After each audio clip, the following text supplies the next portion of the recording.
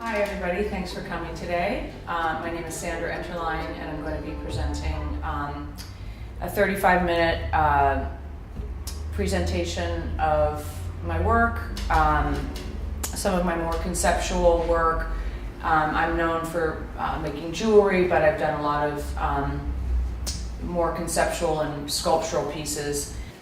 So the title of my lecture today is Blind Driving. And I titled it after this vehicle or thing or sculpture that I found in San Francisco numerous times. I don't know what it is, but it's really, really compelling to me. It's just, what the heck is it? It's covered with Scotch tape, little pieces, like layers and layers and layers. And it did move around, so I was always like thinking, how are they driving it around? You know, like, I don't know if there was a little hole somewhere that they could peek through, but it's just such a freaking beautiful object. And so at first I was really interested in it, and then like, who made it?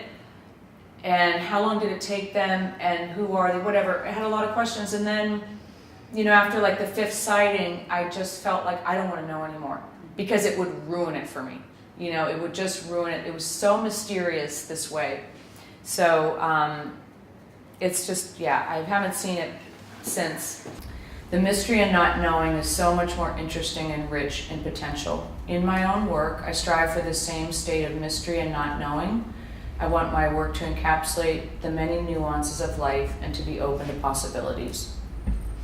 Over the years, I've run into weird and wonderful objects like the car, and I instinctively build collections of these objects.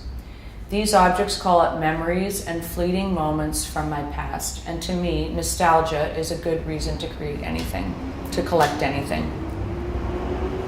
Some collections in my studio: rodent bones, a few mink penis bones, dried insects, opium bottles, and souvenirs. Then here's a better view of the collection table.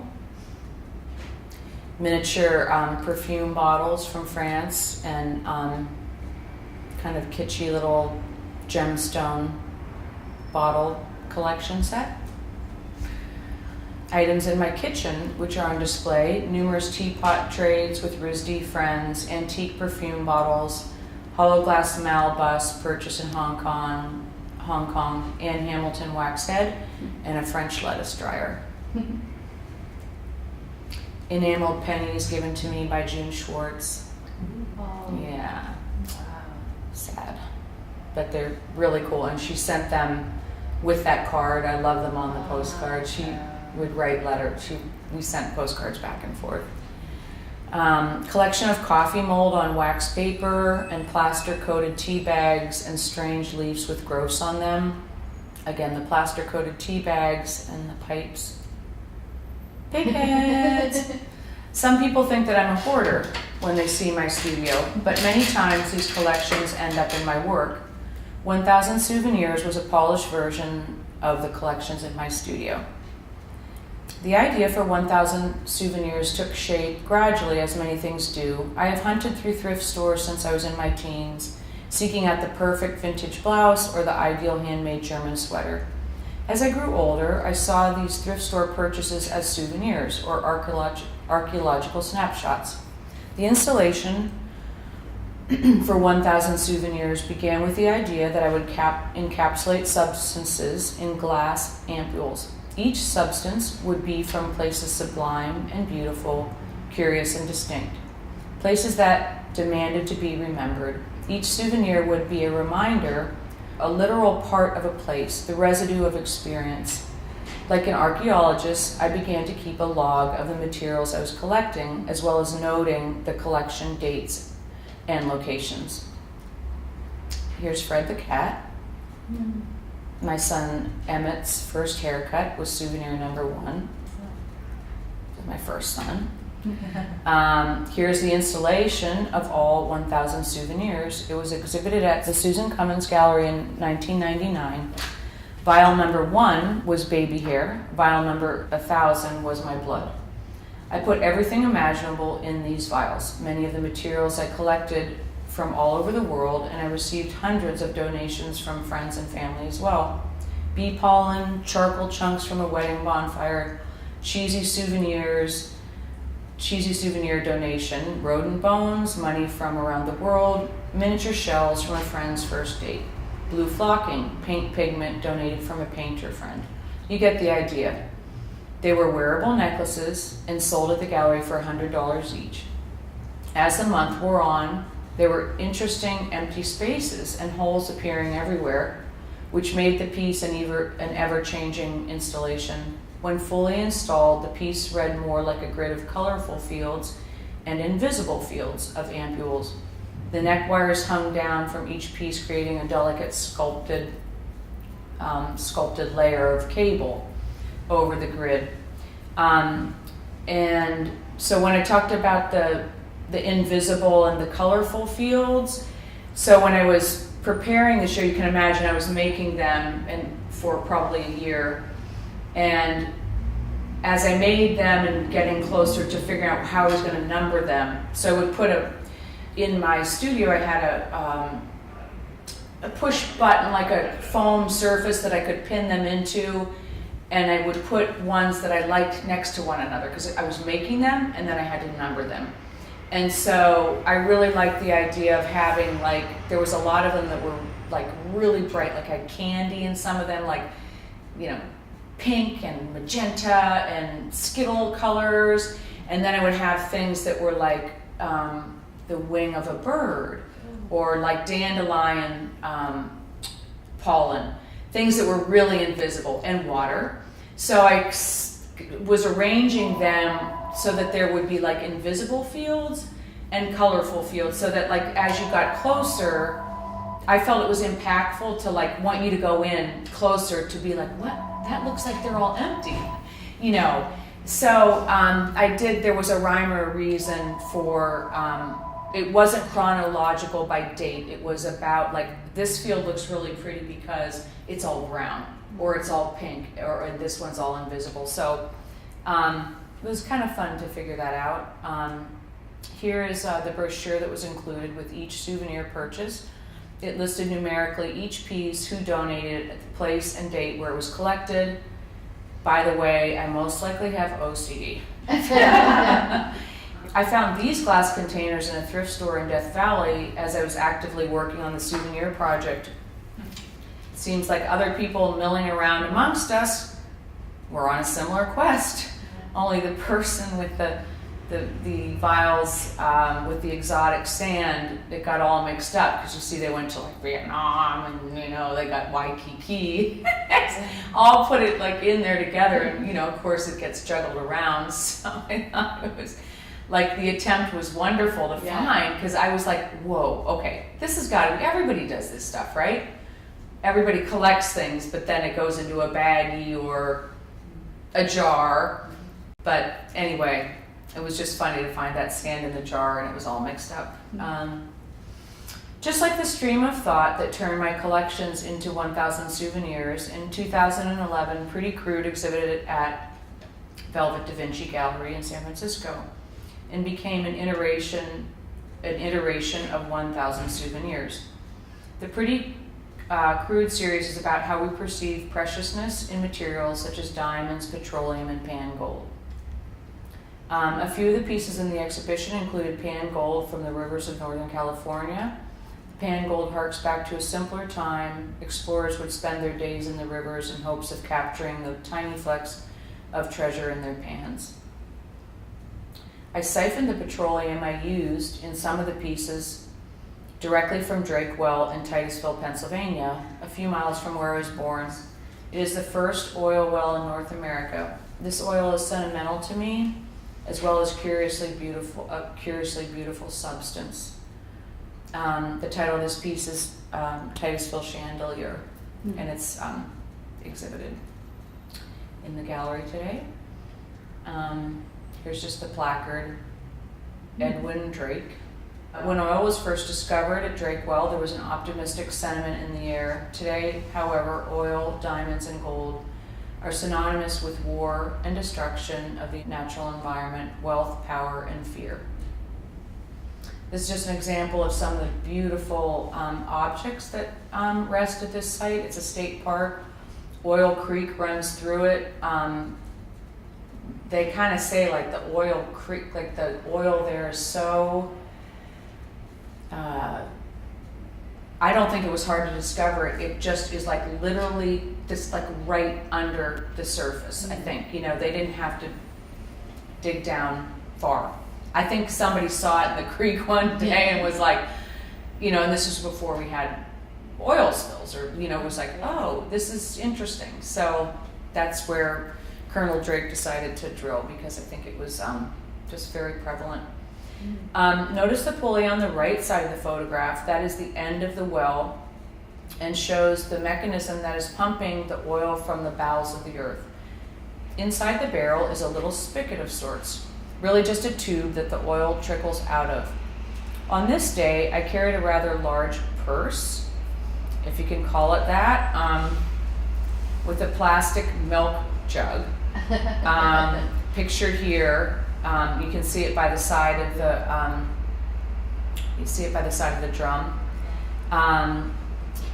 I waited for an opportune moment and filled it with the thick chocolate-colored treasure. I left with my enormous purse, much heavier, and walked briskly past the $5 miniature bottles of petroleum in the gift shop on my way out. Yeah. So I didn't have a good picture of the actual siphon or the spigot. It's similar to this, but this is actually coming out much faster than the one that I had to stand there quite a bit and then put the thing down and pretend like I was looking around. It was so fun, honestly. Like, yeah. So back to Pretty Crude. In the pieces displayed in the exhibition, each substance appeals to me in its own way. The diamond slices are organic in shape and flawed with inclusions and streaks of gray, black and yellow. The petroleum is amber, gritty, and rich in color and consistency. The gold flakes are delicate and float in liquid like particles in a snow globe. These materials are from and embody the earth. They all share a precious existence. Here's a better view of kind of like seeing how included the diamonds are, and just each one has such a beautiful organic shape on the edges.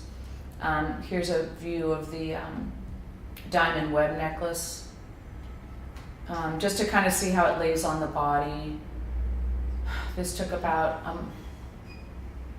I was working on the Titusville chandelier at the same time, but the two of them, I mean, I would wake up every morning and go, I don't know when I'm going to finish these things, but it better be soon. I was starting to go crazy. I mean, literally after about 5 weeks, and they were getting closer, but you know, it's a nightmare engineering, but little by little, you know, it got done. The use of labware and ampules to house some of the materials is an allusion to science. Enclosed in an ampule, oil and gold become specimens that a researcher might analyze and ponder. Here I am filling the vials with oil. Here's the Titusville chandelier. I like this photograph because it shows how, I hope we can take it out today, because it has this incredible sound and kinetic quality to it. It just, you know, the clinking gold, it's really beautiful when it's just fluid on the body and does what I want it to do, which is move. Here's this a crimping tool that's like a scientific crimper. So these vials were, I had to research it, but they're made for science to keep different samples contained and sterile. Ultimately, I strive to make jewelry made of materials that are harmonious and conflicting at the same time. Like in the necklace here, San Agapito. I combined the petroleum in gold cap vials with coral that I collected on a beach on the island of San Agapito while scuba diving. Although the two distinct materials should never be combined in the natural world, they intersect in this piece of jewelry. The perplexing combination carries the nuances of preciousness from a distinct past and a preciousness as defined by our current circumstances. The friction between the two opens up space for a story that is only made complete by the wearer. The San Agapito and the Titusville Chandelier are here on display at Politically Speaking exhibition at Craft and America Center. In 2010, my husband David and I took an amazing scuba diving trip. It took us 3 days to get to Raj Ampat in Indonesia, landing and staying in Japan and Jakarta on the way. Eventually we arrived in our small but charming dive boat. This video was taken at a dive site called Manta Sandy in Raj Ampat. It's some of the most beautiful, remote, and pristine diving in the world. So catastrophic events like the Deepwater Horizon oil spill, also referred to as the BP oil spill, which began on April 20th, 2010 in the Gulf of Mexico, are deeply unsettling to me. To give you some numbers, after the explosion and sinking of the Deepwater Horizon oil rig, a sea-floor oil gusher flowed for 87 days. 11 people went missing and were never found. The U.S. government estimated the total discharge at 210 million U.S. gallons. On a more relatable scale, 7 gallons of oil are required to make 1 rubber tire. I'm going to just let the beautiful video just continue, because so these are big mantas and they were literally just coming. It's like a feeding station, so they have you notice the little fish coming up and like nibbling on them. So they're taking off their parasites. So they go specifically to this site to have these little fishies eat off their parasites. So when the things happen like that, I just like, this kills me. 87 days. Here's the image of the Deepwater oil rig after it exploded. Oops, sorry. Here's the image of the well gushing at the seabed at a depth of 35,000 feet, causing the largest oil spill in U.S. waters. They somehow could not stop this for almost 90 days. At the aftermath, the oil slick, it's with chemicals. They put the chemicals in to try to contain it. But, in my opinion, I think they're lying. I think that the chemicals are just as bad. They're certainly bad for all the marine life. They do contain it, but they're really covering up that all the pollution in those chemicals are doing just as much damage to the marine life as the oil. But they do have to get the oil contained somehow, so it's horrible. Anyway, in my sculpture oil slide, I'm exploring further my obsession with petroleum. So I had always admired a hollow vintage glass door that was left by my previous tenant in my studio. I decided to fill it with petroleum to mimic an oil slick in a gallery setting. So yeah, that was the door, I think it was a refrigerator door.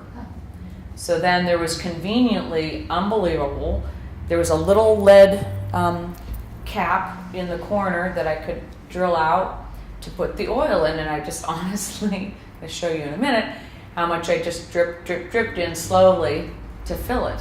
That's how much was in it. Wow. I took 2 quart-sized ball jars of the petrol. The perforated oil can takes on another aspect or angle of the topic of oil. So this is an oil can. I found it in the desert. It's so beautifully rusted, and I'm kind of known for my obsession with drilling holes in my jewelry. So I found this the rusted can in the Mojave Desert, and I was inspired to drill it. I haven't fully perforated it yet. But when it is fully perforated, my idea is it's going to be just so beautifully transparent and solid at the same time. And, so much of my perforated jewelry is such a strong shape or form, and then it's drilled so much that at moments it just disappears. So I'm kind of working on this, that oil, perforating this when I feel like it. On one of my echoes the coral pattern too. Yeah. Mm-hmm. On one of my annual trips to the Mojave Desert to visit friends, who happens to be here in the audience again today, I started a new series involving images taken with a Polaroid camera. One afternoon, we needed some supplies to make dinner. Just as I was leaving to go do the shopping, one of my friends warned me, whatever you do, just don't stop at Walmart, because I think it had just been built. And, I think it was Kevin. And they're kicking out all the small businesses in Ridgecrest, and we hate that. And I would have not gone to Walmart anyway to shop for dinner, but it was just, at any rate. So this is my Walmart series. But on my way to the grocery store, I pulled into the Walmart parking lot. I think there was like a ghost in my car or something, on impulse, and bought a Polaroid camera. The first Polaroid I took was the sky above Walmart, and this is how I started my series, Skies Above Walmart. I've always been a member of the Cloud Society anyway, but after I took that photo, I couldn't stop taking Polaroid pictures of skies above Walmart. I carried the camera with me whenever I drove, especially on trips. I ran into Walmart, so many Walmarts. Whenever I drove, I saw the skies as a reflection of what used to exist where these big box stores now stand. Mom and pop stores, countless gorgeous fields and farmlands, all gone. Here's the finished piece, a collage of skies, day and night, sun and rain in the clouds. You should know that the average size of a Walmart is 104,000 square feet. An average of 5,000 lawsuits are filed against Walmart each year. Articles from the New York Times, Wall Street Journal, and PBS Online talk about how Walmart colonizes the economies of small towns, pushing smaller businesses out, and then abandons these same towns, leaving a broken economy. So in similar fashion to my souvenir project, I was pretty obsessed with labeling on the back the time, the day, and the location of the Walmart photo. Continuing with my predilection for the obsessive, I present my piece titled Selexa Mandala, 1 year supply. I was on antidepressants for a brief period following a miscarriage. One day I decided I didn't need to take them anymore, but I continued to get my prescription filled in the name of art. I was thinking about mandalas at the time, and one day I had an epiphany of a mandala constructed out of pills. So yeah, I meticulously, it's very much like jewelry. A lot of these things are just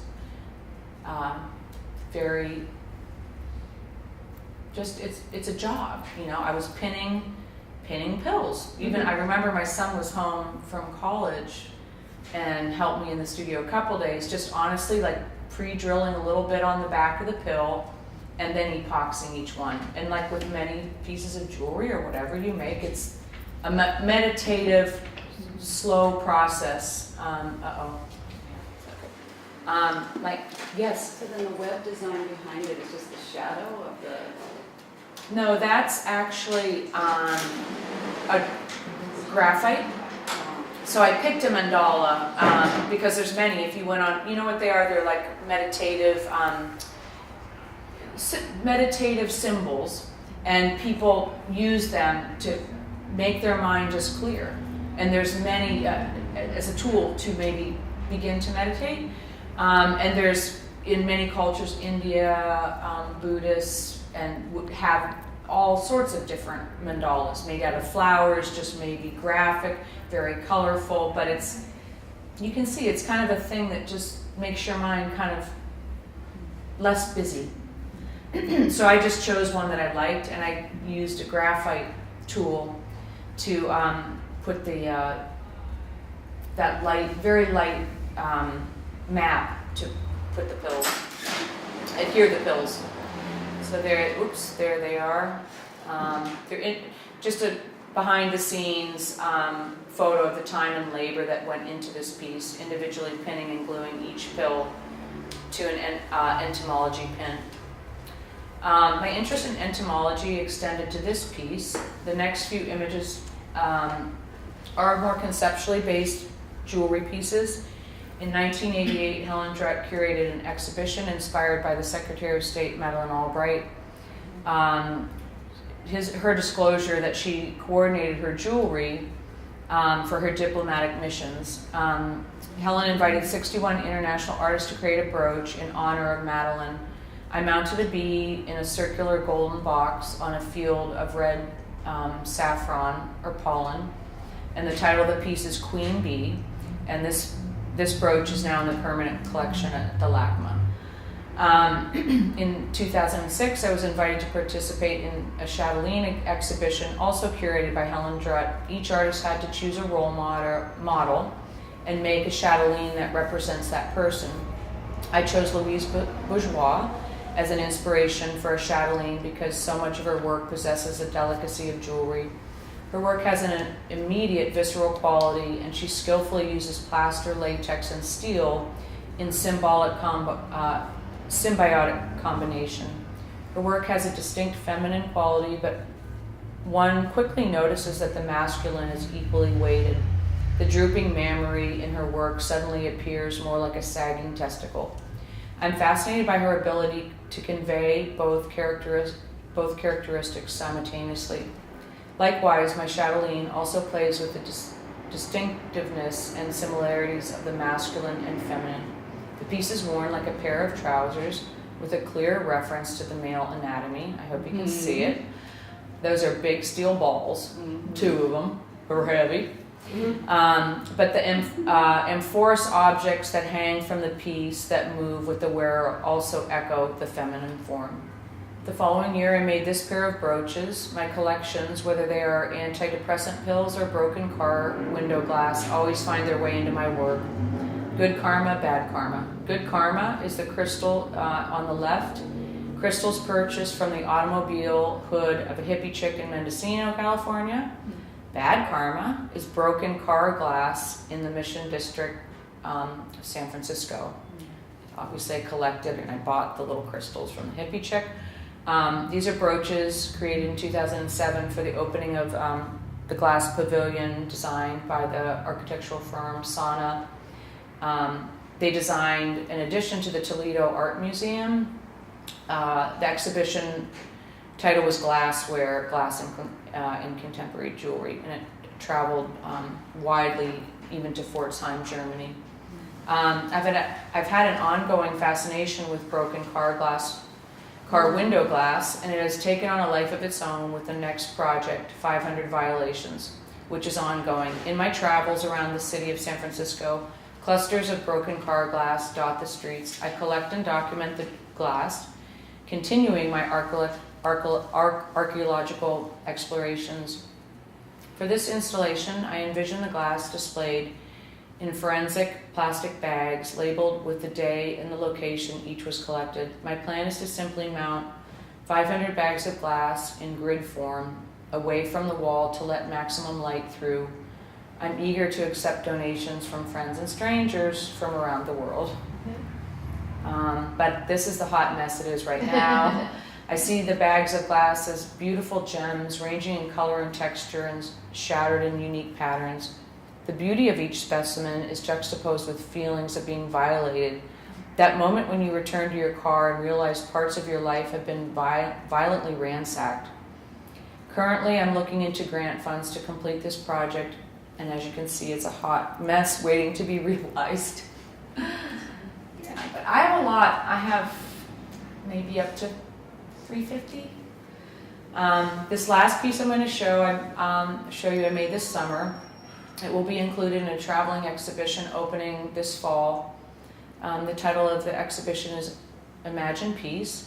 This is the brainchild of artist Boris Bally. Each participating artist received one deactivated gun and was asked to make a piece using the gun or parts of the gun to explore the topic of gun violence in our society. Baby Bones in memory of Sandy Hook. On December 14, 2012, a mentally unstable man fatally shot 20 children and 6 adult staff members at an elementary school in Connecticut. The handgun, often extolled as a symbol of masculinity and power or representing a misguided sense of safety, is stripped of its industrial black sheen to reveal the true cost of gun ownership, its capacity to cause unfathomable grief. Mesmerizingly beautiful in its fragility, this handgun is enveloped in a skin of tiny bones from femurs to vertebrae to baby teeth. In order to use this gun, one would have to literally break the tiny bones and feel the splinters digging into one's hand.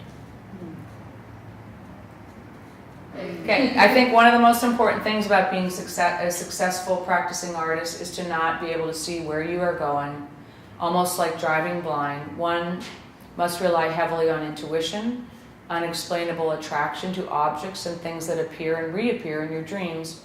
You don't hear this enough, but it's okay not to know exactly what you're doing when you're going or where you're going all the time. Sometimes it's enough to have a glimmer of an idea, start with that, and let the piece organically unfold. In my presentation, I've shown you collections of things in my studio and home, things I collected without knowing why, things I bought at flea markets way back when. Then one day, things click into place, and I realize that the thing that I bought 5 years ago is the perfect ingredient that has been missing from a current piece of work.